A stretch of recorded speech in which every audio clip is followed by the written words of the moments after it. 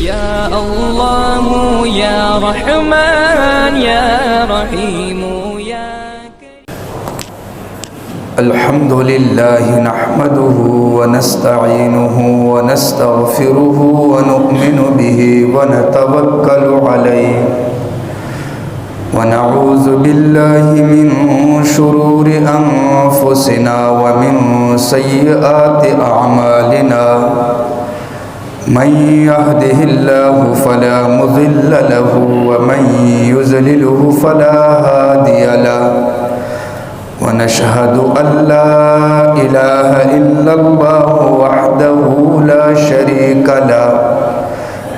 شريك له ولا وزير له ولا معين له ولا مشير له والصلاة والسلام على سيد الرسل وأكمل الرسل وأجمل الرسل وأحسن الرسل وسيد الأنبياء والمرسلين أرسله الله إلى كافة للناس بشيرا ونذيرا وداعيا إلى الله بإذنه وسراجا منيرا وقد قال الله تبارك وتعالى في القرآن المجيد والضحى والليل إذا سجى ما ودعك ربك وما قلى وللآخرة خير لك من الأولى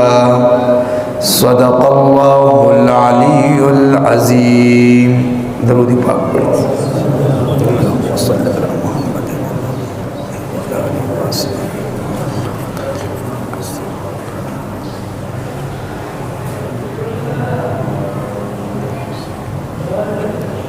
بزرگان محترم، اخوان عزیز،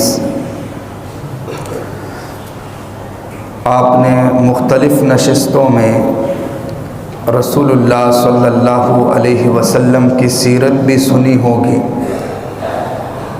اور آپ علیہ السلام کی اطاعت اور محبت کے بارے میں بھی آپ نے گفتگو سنی ہوگی. صحابہ کرام جب آپس میں بیٹھتے تھے تو آپ علیہ السلام کے حلیہ مبارک کو اپنے الفاظ میں بیان کرتے تھے، چونکہ صحابہ کے دلوں میں نبی علیہ السلام کی محبت سب سے زیادہ تھی، عقیدت سب سے زیادہ تھی. بعض شعراء نے اشعار میں بھی نبی علیہ السلام کے حلیہ کو بیان کیا، لیکن بہت سارے صحابہ کرام نے الفاظ میں عربی زبان میں نبی علیہ السلام کے حلیہ مبارک کو بیان کیا. امام ترمذی رحمہ اللہ نے شمائل ترمذی میں ان روایات کو جمع کیا.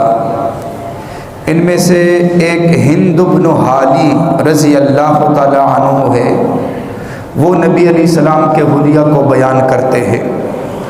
حضرت علی رضی اللہ کی روایتیں بھی موجود ہے، انہوں نے رسول اللہ صلی اللہ علیہ وسلم کے حلیہ مبارک کو بیان کیا. اسی طرح حضرت حسان نے اشعار کی صورت میں بیان کیا اور دیگر صحابہ سے بھی روایات موجود ہیں. صحابہ کرام رسول اللہ صلی اللہ علیہ وسلم کے حسن کو بیان کرتے تھے. ویسے صحابہ مجلس میں بیٹھ کر جب سنتے تھے، حالانکہ صحابہ نے نبی علیہ السلام کو بھی دیکھا تھا، لیکن پھر بھی جب وہ سنتے تھے دوسرے صحابہ سے مجلس میں آپ علیہ السلام کے حسن اور جمال کو، تو انہیں روحانی مسرت حاصل ہوتی تھی.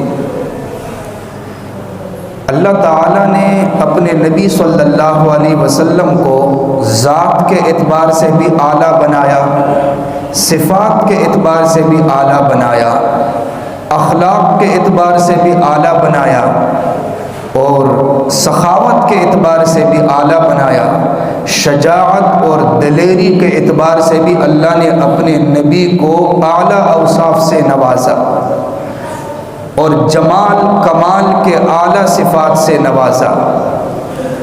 نبی صلی اللہ علیہ وسلم اتنے حسین و جمیل تھے ایک تفسیر میں لکھا ہے کہ اللہ تعالیٰ نے اپنے نبی کے حسن و جمال کو پوری طرح واضح نہیں کیا۔ اگر اللہ تعالیٰ اپنے نبی کے حسن و جمال کو پوری طرح واضح فرماتے تو صحابہ کی آنکھوں میں پھر دیکھنے کی طاقت نہ ہوتی، صحابہ آپ علیہ السلام کو دیکھ ہی نہ سکتے، لیکن اللہ تعالیٰ نے اپنے نبی کے حسن جمال کو جو ایک حصہ تھا اس کو چھپایا، اس کو ظاہر نہیں فرمایا۔ اچھا، ہند بن حالہ رضی اللہ تعالیٰ عنہ جو حضرت حسن حسین کے ماموں ہیں، خدیجۃ الکبریٰ رضی اللہ تعالیٰ عنہ کا بیٹا ہے، سابقہ شوہر سے بیٹا ہے، ہند بن حالہ حسن حسین کے ماموں ہو گئے۔ تو حضرت حسن حسین نے ایک دفعہ ہند بن حالہ سے کہا کہ آپ نبی علیہ السلام کے حلیہ کو بیان کریں، چونکہ جب نبی علیہ السلام دنیا سے چلے گئے حسن حسین کی عمر کم تھی، ویسے تو انہوں نے دیکھا تھا نبی علیہ السلام کو اور آپ علیہ السلام کے ساتھ کھیلتے تھے، آپ علیہ السلام ان کو گود میں اٹھاتے تھے، لیکن جب آپ دنیا سے چلے گئے تو وہ چھوٹے تھے۔ تو انہوں نے کہا کہ آپ ہمارے سامنے نبی علیہ السلام کا حلیہ بیان کریں، اور ہند بن حالہ جو تھے یہ بڑے ماہر تھے، بڑے اچھے طریقے سے حلیہ بیان کرتے تھے۔ ان کے بارے میں لکھا ہے کتابوں میں، کان وصافن، یہ بیان کرنے میں بڑی مہارت رکھتے تھے، بڑے بڑے صحابہ بیٹھے ہوتے تھے اور یہ سناتے تھے آپ علیہ السلام کا سر مبارک ایسا تھا، آپ کی پیشانی ایسی تھی، آپ کا چہرہ مبارک ایسا تھا، آپ کے اعضاء مبارک ایسے تھے، آپ کے دندان مبارک ایسے تھے، یہ صحابی بیان کرتے تھے اپنے الفاظ میں۔ شمائل ترمذی کی ایک روایت ہے ہند بن حالہ رضی اللہ سے، یہ بیان کرتے ہیں، کان رسول اللہ صلی اللہ علیہ وسلم فخما مفخما، نبی علیہ السلام اپنی ذات کے اعتبار سے بھی اعلیٰ تھے، اپنی صفات کے اعتبار سے بھی اعلیٰ تھے۔ یتلألأ وجہہ تلألؤ القمر لیلۃ البدر، آپ کا چہرہ ایسے چمکتا تھا حسن کی وجہ سے، جمال کی وجہ سے، جیسے کہ 14ویں کا چاند چمکتا ہے۔ اطول من المربوع اقصر من المشذب، آپ کے قد کے بارے میں زیادہ لمبا قد بھی نہیں تھا، زیادہ چھوٹا قد بھی نہیں تھا، لیکن اللہ نے آپ کو ایسا معجزہ عطا فرمایا کہ جب آپ مجمع میں کہیں جا رہے ہوتے تھے تو آپ کا قدم بلند نظر آتا تھا، آپ کا قد جو ہے وہ بلند نظر آتا تھا۔ حضرت عباس رضی اللہ کے بارے میں لکھا ہے کتابوں میں کہ ان کا قد بہت لمبا قد تھا، جب یہ گھوڑے پر بیٹھتے تھے تو ان کے پاؤں زمین پر لگتے تھے، اتنی لمبی ٹانگیں تھیں۔ لیکن بعض دفعہ ایسا ہوتا تھا کہ ایک طرف حضرت عباس ہوتے تھے، ایک طرف درمیان میں نبی علیہ السلام، ایک طرف دوسرے صحابی، جب یہ جا رہے ہوتے تھے صحابہ کہتے ہیں کہ جب ہم دیکھتے تھے تو عباس کا قد تو بڑا لمبا تھا، لیکن نبی علیہ السلام کا قد عباس سے بھی ہمیں بلند نظر آتا تھا، اور جب عباس جدا ہو جاتے تھے تو پھر آپ کا قد درمیانہ ہوتا تھا، زیادہ لمبا نہیں۔ یہ اللہ تعالیٰ نے آپ کو ایک معجزہ عطا فرمایا تھا کہ جتنے زیادہ لوگ جمع ہوتے تھے ان سب میں آپ کا قد بلند ہوتا تھا، جب وہ جدا ہو جاتے تھے تو آپ کا قد معتدل قد تھا۔ تو راوی کہتا ہے اقصر من المربوع اطول من المربوع واقصر من المشذب، عظیم الحامہ، آپ کا سر مبارک اعتدال کے ساتھ بڑا تھا، اعتدال کے ساتھ۔ رجل الشعر، بال آپ کے گھنگریالے تھے، لا بالجعد القطط ولا بالسبت، نہ تو بالکل گھنگریالے تھے اور نہ بالکل سیدھے تھے آپ کے بال مبارک۔ ان انفرقت عقیقتہ فرقا والا فلا، اگر خود بسہولت کبھی درمیان میں مانگ نکل آتی تو آپ رہنے دیتے، ورنہ بتکلف نہیں، اور بعض دفعہ کنگھی لے کر مانگ نکالتے بھی تھے، لیکن عام حالات میں اگر بسہولت مانگ نکل آتی تو آپ چھوڑ دیتے۔ ان فرقت عقیقتہ فرق و الا فلا یجاوز شعرہ شحمت اذنی، آپ کے بال مبارک عام طور پر کانوں کے لو تک ہوتے تھے، عام طور پر اتنے، جب کبھی سفر یا مصروفیت کی وجہ سے کاٹنے کا موقع نہیں ملتا تھا تو لمبے ہو کر گردن تک آ جاتے تھے، اور بعض دفعہ جب آپ کو موقع نہیں ملتا تھا تو کندھوں تک بھی بال آپ کے آ جاتے تھے۔ ویسے معمول یہ تھا کہ کان کے لو تک آپ بال رکھتے تھے۔ اظہر اللون، آپ کا رنگ مبارک صاف شفاف، چونے کی طرح نہیں بلکہ سفید سرخی مائل، جیسے گلاب کا پھول ہوتا ہے اس کی طرف مائل، رنگت آپ کی مائل تھی۔ اظہر اللون واسع الجبین، آپ کی پیشانی مبارک جو تھی وہ وسیع تھی۔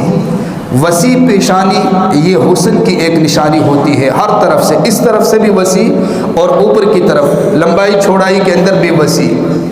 ازج الحواجب، آپ کے آبرو مبارک، یہ ازج الحواجب انتہائی گنجان، بال بہت زیادہ تھے، ازج الحواجب سوابغ، لیکن درمیان میں جو جگہ تھی یہ خالی تھی، من غیر قرن، بال تھے ایک طرف دوسری طرف، درمیان میں جگہ خالی تھی، من غیر قرن، بینہما عرق، درمیان میں ایک رگ تھی، یہاں درمیان میں، بینہما عرق یدرہ الغضب، جب آپ کو غصہ آتا تھا تو وہ رگ جو ہے وہ ابھرتی تھی، عام حالات میں وہ رگ نظر نہیں آتی تھی، غصے کے حالت میں وہ رگ جو ہے وہ بھی نظر آتی تھی۔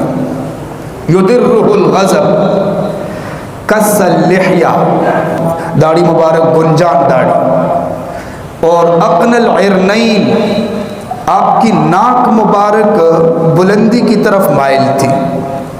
پہلی دفعہ جب کوئی دیکھتا تھا نا ایسا لگتا تھا جیسے کہ ناک جو ہے زیادہ بلند ہے، زیادہ اٹھی ہوئی ہے، لیکن ایسا ہوتا نہیں تھا۔ جب بغور کوئی دیکھتا تھا تو آپ کے حسن کی وجہ سے ناک ایسے لگتی تھی۔ لہو نور یعلو، یہاں بھی آپ کا ایک معجزہ تھا، ناک کے اوپر دائیں بائیں ایک نور مستقل چمک رہا ہوتا تھا، روشنی ہوتی تھی مستقل۔ کس اللحیہ سہل الخدین، اور آپ کے جو رخسار مبارک تھے انتہائی نرم نازک، لا بالمتہم ولا بالملکسم، نہ تو بالکل پچکے ہوئے کمزور اور نہ بالکل ابھرے ہوئے کہ گوشت نیچے لٹک رہا ہو، بلکہ معتدل۔ ذلیع الفم، آپ کا منہ مبارک اعتدال کے ساتھ بڑا تھا۔ مفلج الاسنان، آپ کے دندان مبارک باریک اور چمکدار، اور دانتوں میں آپس میں فاصلہ بھی تھا۔ دقیق المسربہ، آپ کے حلیہ میں لکھا ہے دقیق المسربہ، بالوں کی ایک لکیر تھی جو سینے سے شروع ہو کر ناف پر ختم ہو جاتی تھی، بالکل باریک لکیر، باقی جسم پر آپ کے بال نہیں تھے۔ ہاں، دونوں بازو کے اوپر ہلکے پھلکے بال تھے، یہاں صرف ایک لکیر جو سینے سے شروع ہو کر ناف پر ختم ہو جاتی تھی۔ طویل الزندن، آپ کی کلائیاں مبارک جو ہے وہ لمبی تھی۔ رحب الراحہ، اور ہتھیلی مبارک جو ہے یہ وسیع تھی۔ وشسن الکفین والقدمین، اور آپ کے ہاتھ مبارک اوپر نیچے سے پرگوشت، جیسے نا بعض ہاتھوں میں رگیں نظر آتی ہے، اس طرح نہیں، پرگوشت، اور آپ کے قدم مبارک بھی پرگوشت۔ شسن الکفین والقدمین، یہ آپ کا حلیہ کتابوں میں لکھا ہے۔ آپ کے چلنے کے بارے میں لکھا ہے اذا زال زال قلعن، جب آپ چلتے تھے قدم اٹھا اٹھا کر چلتے تھے۔ آپ نے دیکھا ہوگا نا بعض لوگوں کو جو پیچھے گھسیٹ رہے ہوتے ہیں ایسے قدموں کو، نہیں، یہ آپ کا طریقہ نہیں تھا، قدم اٹھا اٹھا کر۔ ذرا آپ تیزی سے چلتے تھے، تیزی سے برابر رفتار سے چلتے تھے، اور اذا مشا کانما ینحط من سبب، جب چلتے تھے ایسا لگتا تھا جیسے کوئی اوپر سے نیچے اتر رہا ہے، اور آگے کو جھک کر آپ چلتے تھے۔ یہ عاجزی اور انکساری کی ایک علامت ہوتی ہے۔ آپ کی آنکھوں کے بارے میں ام معبد رضی اللہ تعالی عنہ ایک بوڑھی عورت تھی. جب آپ ہجرت کا سفر فرما رہے تھے، راستے میں ام معبد کے خیمے میں آپ تشریف لائے. صدیق اکبر بھی ساتھ تھے، عامر ابن فہیرہ بھی ساتھ تھے، ایک کافر بھی تھا عبداللہ جو رہبر تھا. آپ نے ام معبد سے فرمایا کھانے پینے کے لیے کچھ ہے؟ انہوں نے کہا گھر میں کچھ بھی نہیں ہے. آپ نے ایک بکری کی طرف اشارہ کیا، ایک بیمار بکری کھڑی تھی یا کمزور بکری کھڑی تھی. آپ نے اشارہ کیا، فرمایا کہ اس میں دودھ ہے. اس نے کہا اس میں کہاں سے دودھ آیا، یہ تو بکریوں کی ریوڑ کے ساتھ چل بھی نہیں سکتی، اس لیے تو یہاں کھڑی ہے. آپ نے فرمایا اچھا. پھر آپ نے ہاتھ بڑھا دیا تو اس کے تھنوں کے اندر دودھ اتر آیا. آپ نے فرمایا برتن لے آؤ. پھر اس کے بعد صدیق اکبر کو دودھ پلایا گیا، دیگر ساتھیوں کو پلایا گیا، ام معبد کو بھی آپ نے دودھ پلایا، پھر آپ نے خود بھی دودھ پیا. پھر آپ نے فرمایا گھر کے اندر کوئی بڑا برتن ہو تو وہ بھی لے آؤ. وہ بھی لایا گیا، وہ برتن بھی بھر گیا. پھر آپ وہاں سے آگے چل پڑے. ام معبد یہ بوڑھی عورت تھی. اس کا شوہر جب گھر میں آیا تو اس نے اپنے شوہر کو بتایا کہ آج تو میں نے عجیب بات دیکھی ہے. یہ جو ہماری کمزور سی بکری ہے اس کا یہ دودھ ہے اتنا زیادہ. ایک قریشی اور ایک ہاشمی نوجوان آیا تھا تو شوہر نے کہا کہ کیسا تھا؟ اس نے اس کے سامنے بتایا ابلج الوجہ رأیت رجلا ابلج الوجہ، میں نے دیکھا آپ کا چہرہ حسین ترین تابناک چہرہ، یعنی ایسا نوجوان حسین ترین چہرہ. کہا کیسے؟ کہا وسیم، اعلیٰ قسم کا عالی شان حسن اور جمال. کہا کیسے؟ کہا قسیم، چونکہ یہ عرب والے تھے نا، بڑے فصاحت والے تھے. قسیم، قسیم اس کو کہتے ہیں جس کو آپ جس زاویے سے دیکھیں اس کا حسن نظر آئے. سامنے سے آ کر اس کو دیکھیں حسین، دائیں طرف سے آ کر آپ اس کو دیکھیں حسین، بائیں طرف سے دیکھیں اس کا حسن، پیچھے سے جا کر دیکھیں پھر بھی وہ حسین نظر آئے. تو ام معبد نے کہا ایسا نوجوان تھا جو ہر طرف سے حسین لگ رہا تھا. احدب الاشفار، آپ کی یہ پلکوں کے بارے میں کہ پلکیں ان کی لمبی تھی، غطف عطف اور آخر سے مڑی ہوئی تھی. آپ کی آنکھوں کے بارے میں ادعج اشکل، آنکھیں جو ہے اعتدال کے ساتھ موٹی تھی، اور آنکھیں جو ہے فرمایا کہ اس کا سیاہ حصہ انتہائی سیاہ تھا اور جو سفید حصہ تھا اس میں سرخ ڈوریاں نظر آ رہی تھی. یہ ام معبد نے آپ کا حلیہ بیان کیا. صحابہ شوق سے اس کو آپ سنتے تھے، شمائل کی کتابوں میں یہ لکھا ہوا ہے. شوق سے اس کو سنتے تھے، روحانی مسرت حاصل کرتے تھے. بہرحال اس پر میں تھوڑی سی روشنی ڈالتا ہوں. فرمایا کہ یتلألأ تلألؤ القمر لیلۃ البدر، آپ کا چہرہ 14ویں کے چاند کی طرح چمک رہا تھا. حضرت ابو ہریرہ رضی اللہ بیان کرتے ہیں ما رأیت شیئا احسن من رسول اللہ صلی اللہ علیہ وسلم، میں نے اپنی زندگی میں نبی علیہ السلام سے بڑھ کر کسی حسین کو نہیں دیکھا. کأن الشمس تجری فی وجہہ، آپ کے چہرے کو ہم دیکھتے تھے جس جگہ سورج طلوع ہوتا تھا ہمیں ایسا لگتا تھا کہ آپ کے چہرے سے سورج طلوع ہو رہا ہے. ایک صحابی بیان کرتے ہیں لو رأیتہ رأیت الشمس طالعۃ، جیسے کہ سورج طلوع ہوتا ہے، اس کی کرنیں پڑتی ہے، اس کی چمک ہوتی ہے، آپ کا چہرہ اتنا چمکدار حسین جمیل چہرہ. حضرت جابر بن سمرہ آپ کے چہرے کے بارے میں بیان کرتے ہیں، فرماتے ہیں کہ میں نے دیکھا آپ آرام فرما رہے تھے، آپ کے جسم مبارک پر ایک سرخ دھاری دار چادر تھی. میں نے اوپر دیکھا آسمان کا چاند 14ویں کا چمک رہا تھا، رات کا وقت تھا. نیچے دیکھا مدینے کا چاند، آپ کا چہرہ. تو میں نے سوچا کہ آج میں دیکھوں گا لوگ بڑی تشبیہات دیتے ہیں، آسمان کے چاند کا حسن بیان کرتے ہیں اور لوگوں کے حسن کی تشبیہ چاند کے ساتھ دیتے ہیں۔ میں آج دیکھوں گا اس چاند کا حسن زیادہ ہے یا مدینے کے چاند کا حسن زیادہ ہے۔ صحابی کہتے ہیں کہ فجعلت انظر الیہ وإلی القمر، میں شروع ہوا کبھی تو میں آسمان کی چاند کو دیکھتا ہوں اور کبھی مدینے کے چاند کو، آپ کے چہرے کو، تو پھر آخر میں نے فیصلہ کیا فَلَهُوَ عِنْدِي أَحْسَنُ مِنَ الْقَمَرِ، اللہ کے نبی کا چہرہ آسمان کے چاند سے بڑھ کر حسین ہے۔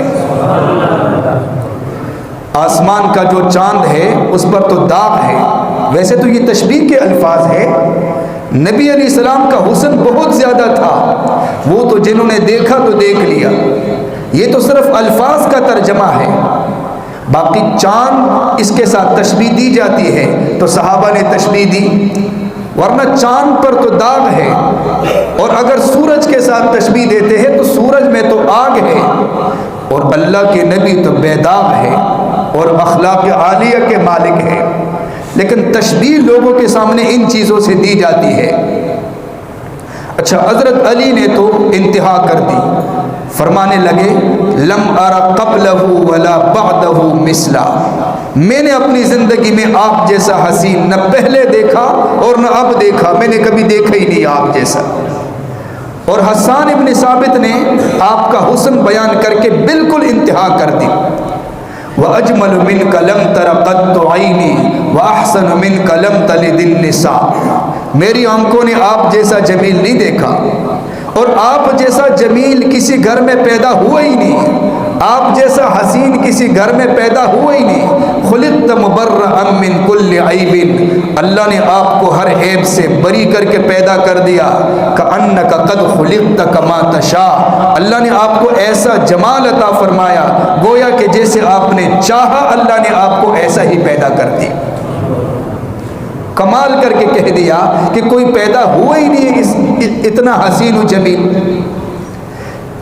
لوگ حضرت یوسف علیہ السلام کے حسن کی باتیں کرتے ہیں، فلما سمعت بمکرہن ارسلت الیہن واعتدت لہن متکئا وآتت کل واحدۃ منہن، جب زلیخا کے بارے میں مصر کی عورتوں نے بات کی تو زلیخا پریشان ہو گئی، کسی نے مشورہ دے دیا کہ ان عورتوں کو بلاؤ، یہ ذرا یوسف علیہ السلام کے حسن کو دیکھے پتہ چلے۔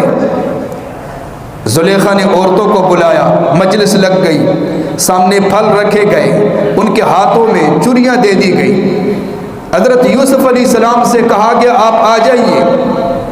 جیسے یوسف علیہ السلام ظاہر ہوئے عورتوں نے دیکھا پتہ ہی نہیں چلا، وہ پھلوں کی بجائے اپنی انگلیوں کو کاٹا، قلنا حاشا للہ ما ھذا بشرا ان ھذا الا ملک کریم، سب نے کہا یہ بشر نہیں ہے، یہ فرشتہ ہے، فرشتہ کتنا حسین و جمیل ہے۔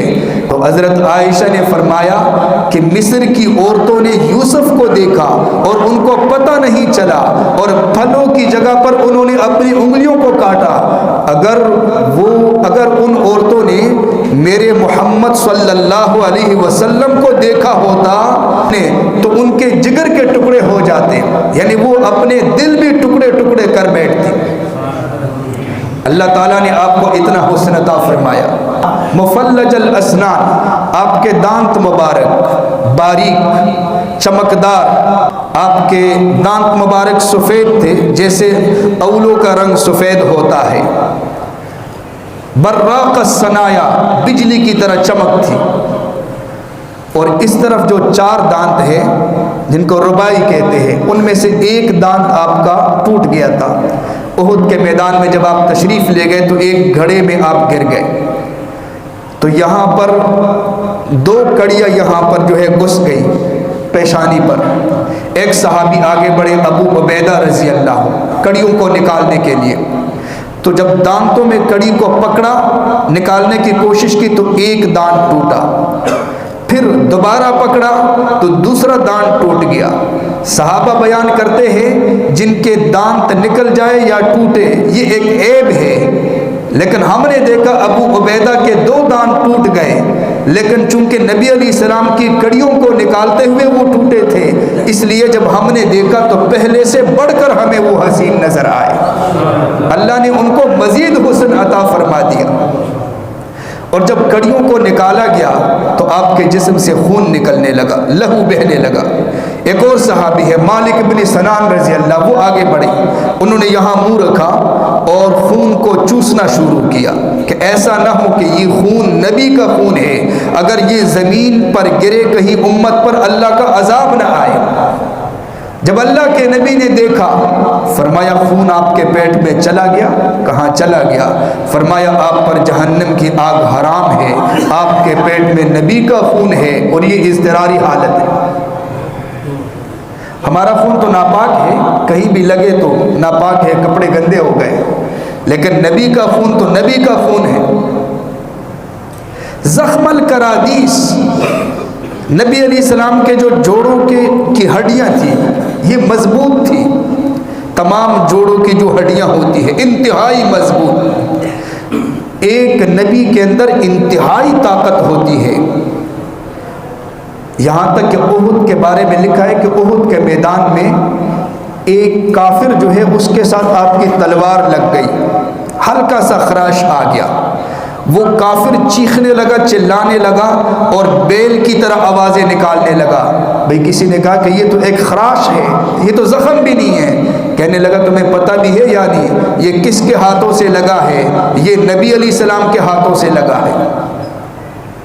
رکانہ رضی اللہ، یہ ایک پہلوان تھا، ایسا عجیب پہلوان تھا کہ عرب والے جمع ہوتے تھے، اونٹ کی کھال نیچے بچھاتے تھے، چمڑا اس کو اوپر کھڑا کرتے تھے، پھر سائڈوں سے آتے تھے اس کو کھینچتے تھے کہ اس کے نیچے سے یہ کھال ہم نکالیں گے۔ جب زیادہ زور لگاتے تھے نا، یہ اتنا طاقتور تھا کہ وہ کھال جو ہے وہاں سے پھٹ جاتی تھی، لیکن اس کے نیچے سے وہ نکال نہیں سکتے تھے، اتنا طاقتور۔ وہ بکریاں چرا رہا تھا، نبی علیہ السلام تشریف لے جا رہے تھے، کہنے لگا کہ اگر آپ نبی ہیں تو آپ کشتی کریں میرے ساتھ، یہ ساری بکریاں آپ کی ہو جائیں گی۔ آپ نے دل میں سوچا کہ ہو سکتا ہے کہ یہ ہارنے کی صورت میں ایمان قبول کر لے۔ آپ نے فرمایا ٹھیک ہے میدان میں آؤ۔ تو رکانہ جو ہے وہ میدان میں آئے، آپ نے زور نہیں لگایا جیسے لوگ کوشش کرتے ہیں، آپ نے ایسے پکڑا، ایسے کیا تو نیچے گر گیا، دوبارہ اٹھا، آپ نے پھر ایسے پکڑا، ایسے کیا، بالکل ہلکا پھلکا، تیسری دفعہ اٹھا، کہنے لگا کہ مجھے پتہ ہی نہیں چلا۔ آپ نے ایسے رکھا، کتابوں میں لکھے جیسے کہ پرندے کو کوئی چھوڑ دے، ایسے ہلکا پھلکا پرندے کو کوئی چھوڑ دے، آپ نے ایسے اس کو اٹھا کر ایسے نیچے رکھ دیا۔ وہ کہنے لگا کہ پوری زندگی میں اب تک مقابلہ کرتے ہوئے میری یہ پشت جو ہے یہ زمین کے ساتھ کسی نے نہیں لگائی، پہلی دفعہ آپ نے یہ میری پشت زمین کے ساتھ لگا دی اور میں ہار گیا۔ اس سے پہلے میرے دل کے اندر سب سے زیادہ آپ کا بغض تھا، لیکن آج سے سب سے زیادہ محبت ہے۔ میں یقین کرتا ہوں یہ نبوت کی طاقت ہے، یہ عام بندے کی طاقت نہیں ہو سکتی، اور کلمہ پڑھ کر وہ مسلمان ہو۔